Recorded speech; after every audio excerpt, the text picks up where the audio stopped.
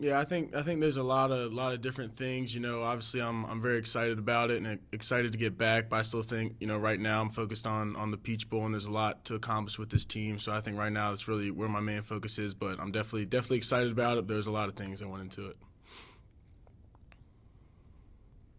All right, we'll go back to Greg Pickle. Go ahead, Greg. Tyler, thanks for your time. How are you? Good. How you doing?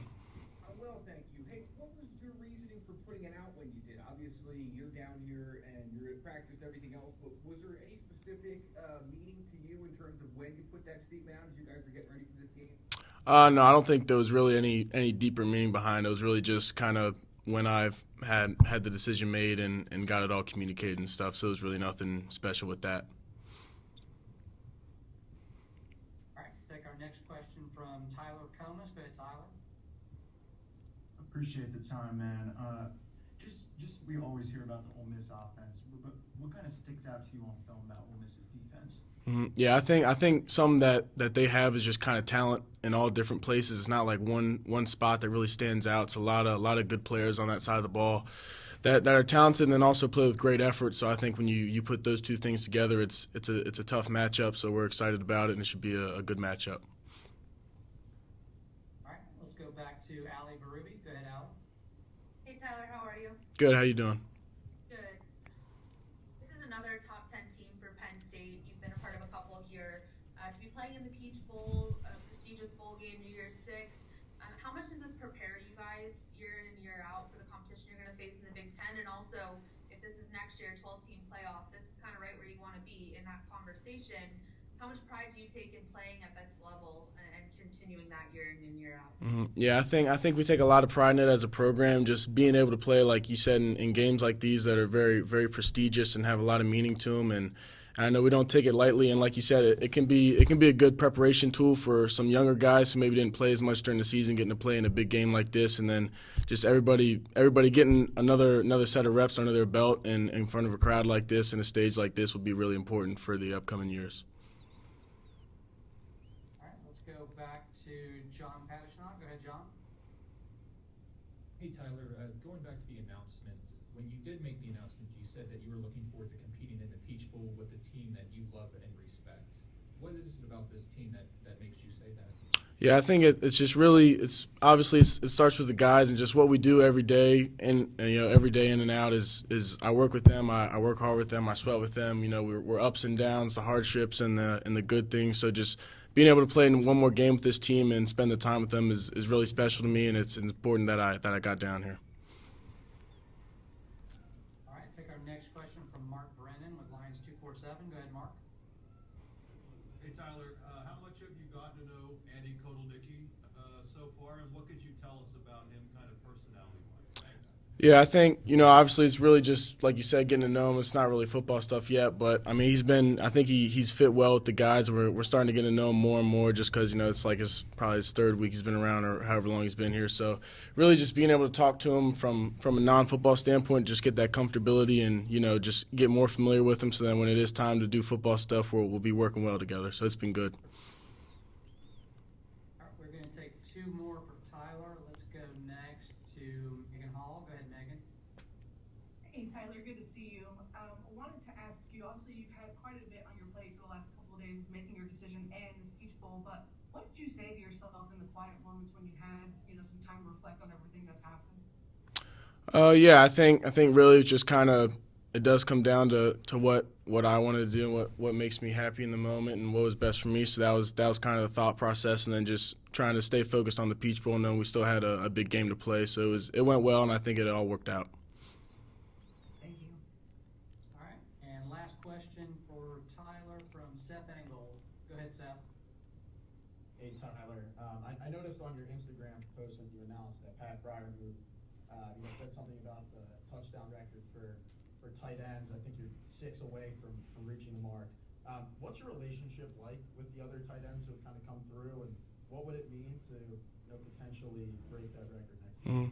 Yeah, I mean, I think my relationship with him, obviously Pat was when I first got here, so that was kind of like the big brother relationship with him, and he checks in on me every now and then. It's been good, and then like Brenton was kind of more like I spend more time with him, so it's a little bit different. But he's still, he's that's my guy. But they both check in. They do a good job of checking in on us and making sure we're doing good and helping us with anything we ever need. And then, the record's not really something I'm focused on. If that comes with it, that comes with it. But I'm really just going to be, like I always do, trying to be the best tight end I can be and make sure the offense working as well as it can. All right, Tyler, that's it for your time, buddy. We appreciate it. Thank you. Appreciate y'all.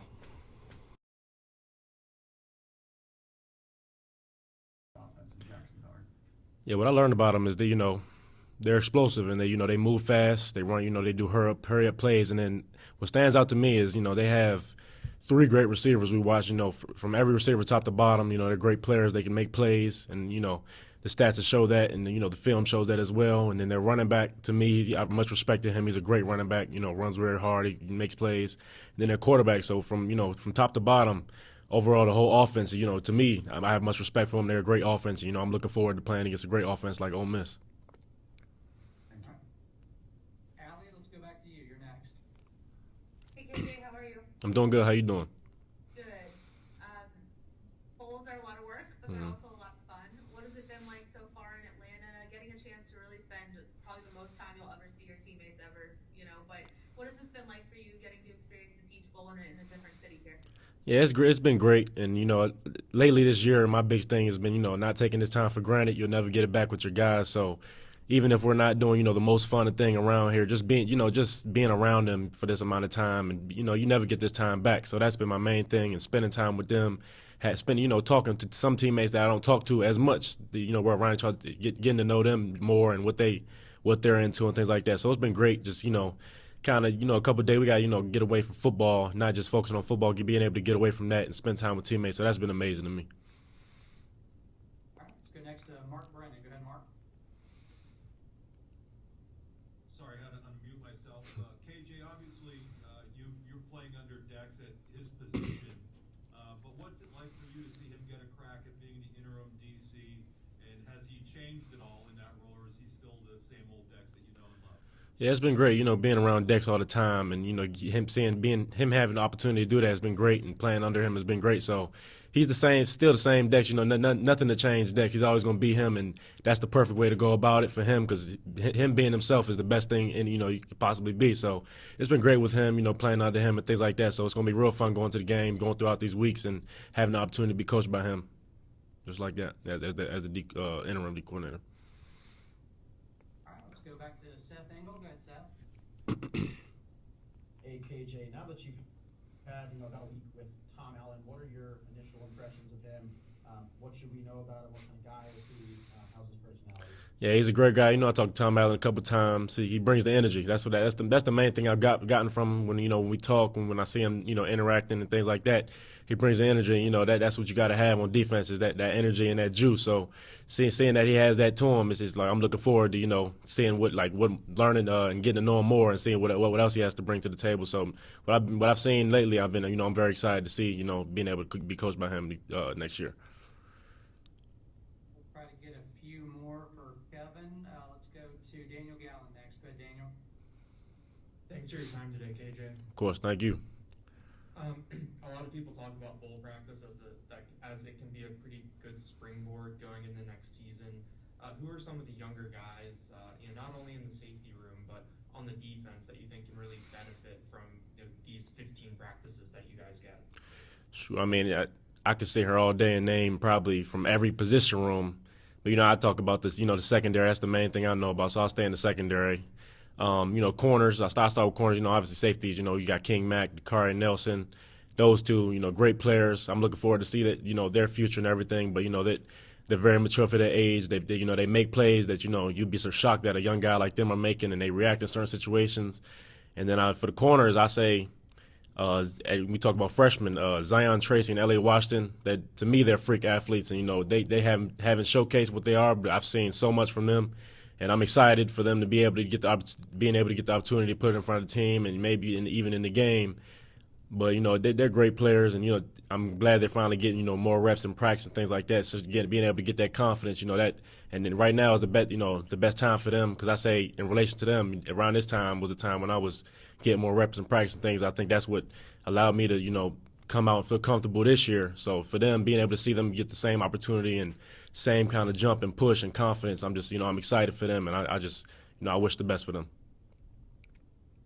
All right, we're going to try to get to two more. Let's go back to Greg Pickle. Go ahead, Greg.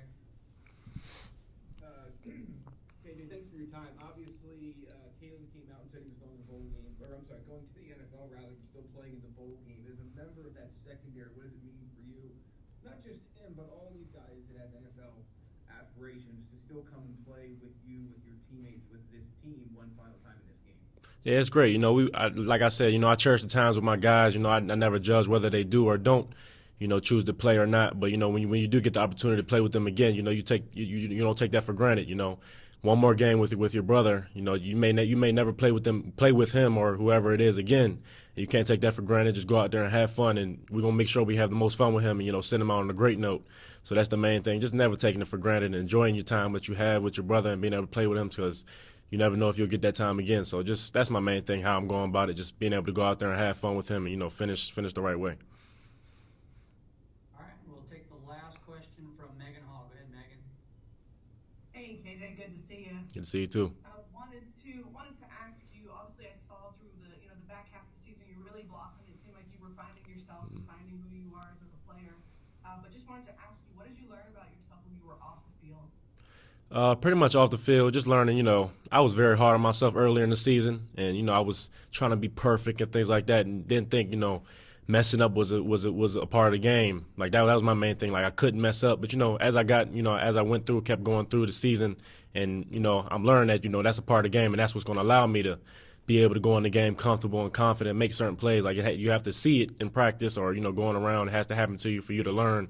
You have to learn from certain things. So that's been my main thing that allowed me to earn that confidence to go out there and play, and just would allow me to do that pretty much throughout the season. Just being able to learn from everything, learn from my teammates, my coach, and being able to take in everything, and just time out there on the field with the guys and learn the game. That's what I took that upon myself to each game get better and better and be a better teammate, leader on the defense, and I took that upon myself to make sure I get that down, and that was my main thing.